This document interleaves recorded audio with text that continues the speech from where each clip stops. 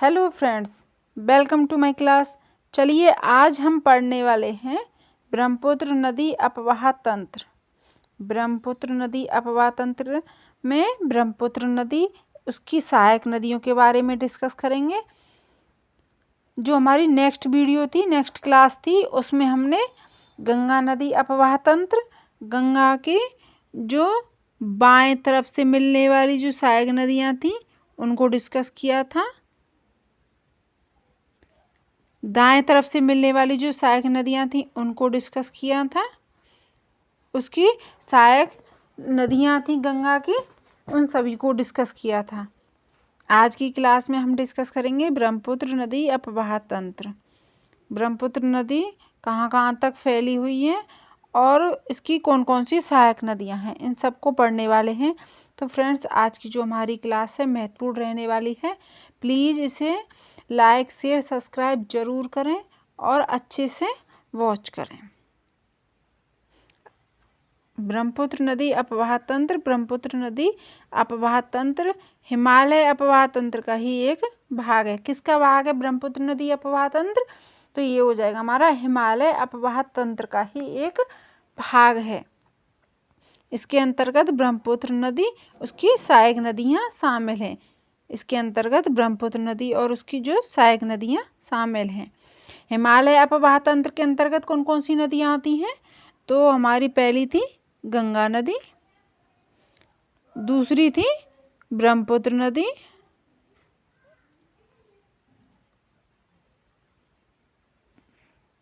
और तीसरी थी हमारी सिंधु नदी। तो हमने गंगा नदी के बारे में पढ़ लिया है।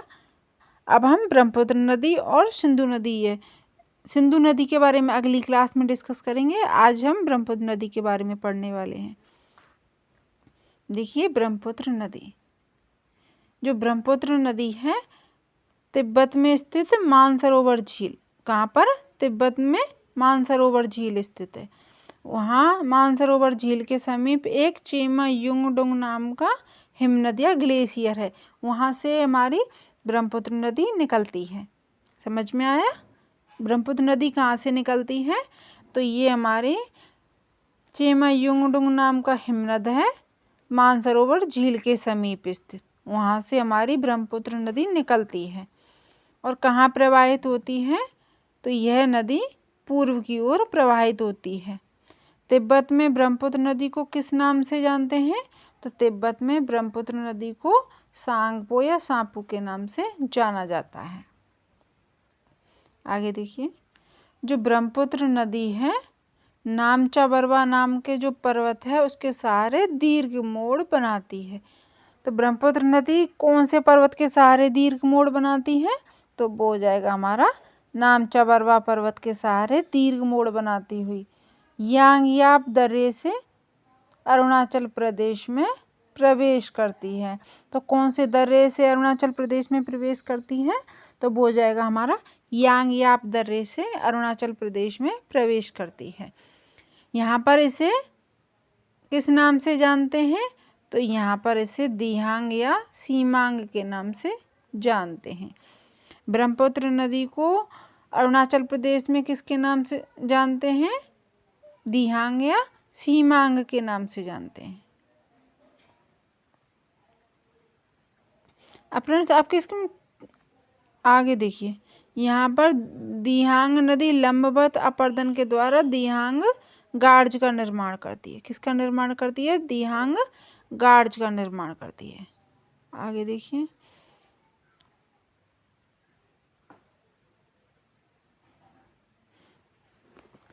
देखिए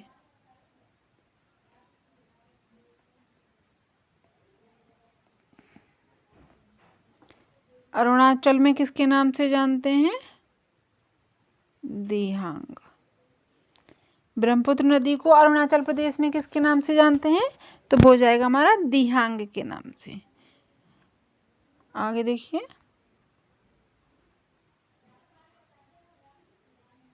तिब्बत में ब्रह्मपुत्र नदी को किसके नाम से जानते हैं?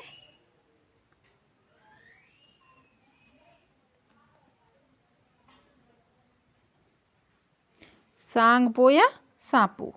अरुणाचल प्रदेश में दिहांग के नाम से या सीमांग के नाम से, तिब्बत में सापो या सांगपू के नाम से। और असम में किसके नाम से जानते हैं?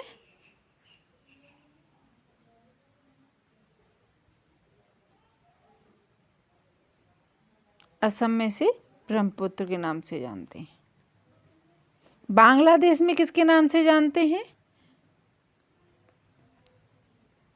तो बांग्लादेश में से जमुना के नाम से जानते हैं। किसके नाम से जानते हैं? जमुना के नाम से जानते हैं। चलिए इसको मैप के माध्यम से समझते हैं। देखिए ये हो गया हमारा चेमायुंगडुंग नाम का हिमनद। क्या हो गया? चेमायुंगडुंग नाम का हिमनद। यहाँ से इस मानसरोवर में जल आता है। कहाँ से आता है? चेमायुंगडुंग नाम का जो ग्लेशियर है वहाँ से मानसरोवर झील कहाँ स्थित है? तिब्बत में, उसमें जल आता है। और यहाँ से ये मानसरोवर झील के समीप से ही सांगपो या सांपू नदी निकलती है। तिब्बत में इसको किस नाम जाते हैं? सांगपो या सांपू के नाम से। और यहाँ पर क्या है? नामचा बरवा नाम का एक पर्वत है। यहाँ पर क्या करती है? यहाँ पर ये दीर्घ मोड़ बनाती है। आगे ये जो यांगयाप दर्रा है, यहाँ से अरुणाचल प्रदेश में जो ब्रह्मपुत्र नदी है वो प्रवेश करती है। किससे प्रवेश करती है? तो यांगयाप दर्रे से अरुणाचल प्रदेश में प्रवेश करती है। यहाँ पर किसके नाम से जानते हैं इसे? यहाँ से दिहांग या सीमांग के नाम से जानते हैं। आगे देखिए, एक इधर को मिसमी पहाड़ी है। मिसमी पहाड़ी, यहाँ से दिबांग नदी निकल रही है। और एक यहाँ से जयालहू पहाड़ी है, यहाँ से लोहित नदी निकल रही है। यहाँ पर एक द्वीप बना रही हैं ये। कौन सा द्वीप? माजुली द्वीप, जो सबसे बड़ा द्वीप है। और इस द्वीप के सहारे ये ब्रह्मपुत्र नदी में मिल जाती हैं। ब्रह्मपुत्र नदी कहाँ पर जानी जाती है ब्रह्मपुत्र के नाम से? तो वो हमने बताया था आपको, असम राज्य में इसको ब्रह्मपुत्र के नाम से जानते हैं। अब ये ब्रह्मपुत्र नदी यहाँ से बांग्लादेश में प्रवेश करती है।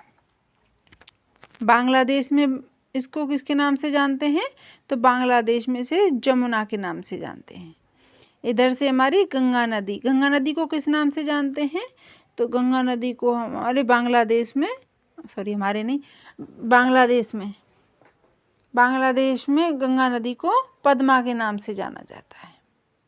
और जब ये दोनों नदियाँ मिलती हैं यहाँ पर, इधर से जो मणिपुर से एक नदी निकल रही है, इधर को मणिपुर से एक नदी निकल रही है जिसे बराक नदी कहते हैं, जो कि बंगाल की खाड़ी में गिरती है। और जो बंगाल की खाड़ी में एक ये जब सभी मिलती हैं तो यहाँ पर एक डेल्टा बनाती हैं, जो विश्व का सबसे बड़ा डेल्टा है। कौन सा डेल्टा है वो हमारा? तो वो हमारा सुंदरबन डेल्टा। विश्व का सबसे बड़ा डेल्टा कौन सा है? सुंदरबन डेल्टा। यहाँ पर जो सुंदरबन के जो वृक्ष हैं उनकी अधिकता भी है, इसीलिए भी इसको सुंदरबन के नाम से जानते हैं। आगे देखिए,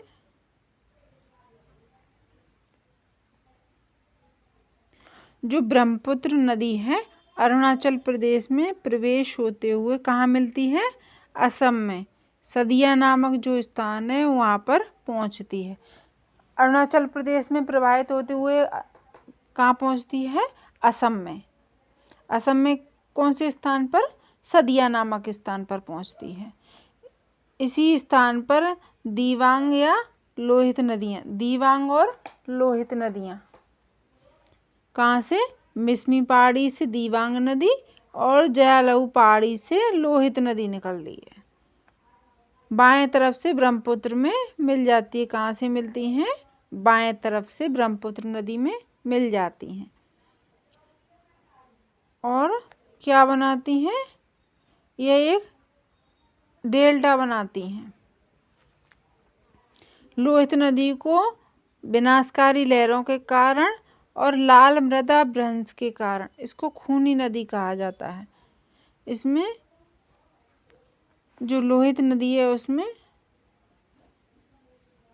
लोहांश की अधिकता के कारण, लोहांश की अधिकता के कारण और